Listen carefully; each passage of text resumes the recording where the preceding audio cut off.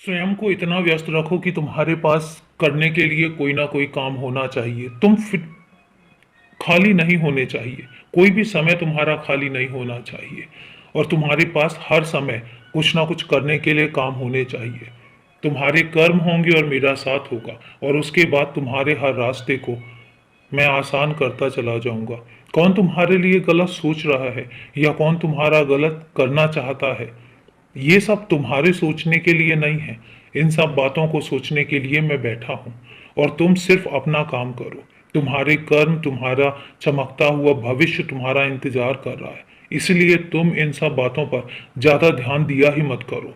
तुम्हारे साथ साथ हर कदम पर तुम्हारा बाबा चलता है, जो तुम्हारे लिए बहुत कुछ सोच चुका है।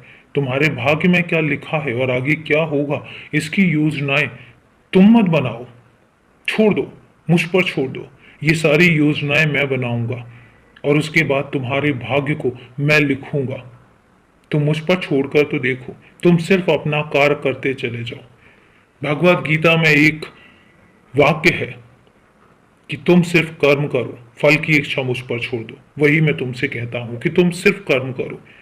तुम्हें उसका फल कैसे देना है ये तुम मुझ पर छोड़ दो और मैं तुम्हें कहाँ लेकर जाऊंगा ये भी तुम मुझ पर छोड़ दो। तुम्हें क्या दूंगा, कितना दूंगा, कब दूंगा, ये सब तुम सुनिश्चित मत करो।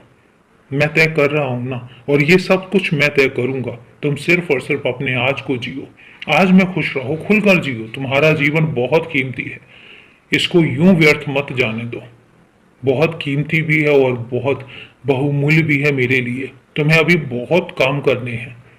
तुम छोटे छोटे कामों के लिए बने ही नहीं हो। मेरे लिए बहुत कुछ करना है। मैंने बहुत कुछ तुम्हारे लिए सुनिश्चित कर रखा है और बहुत कुछ मैं तुम्हें सौंपना चाहता हूँ। तुम एक ऐसे बच्चे हो जिस पर मैं अपने जीवन का भार सौंप सकता हूँ और इसीलिए तुम निश्चिंत रहो, सिर्फ अपने काम करते रहो। बाकी सब मुझे सुनिश्चित करने दो। जब मैं सुनिश्चित करूंगा तो फिर देखना तो वो चीजें कैसे बदलेंगी। और अभी के लिए शुभ रात्रि मेरे बच्चे।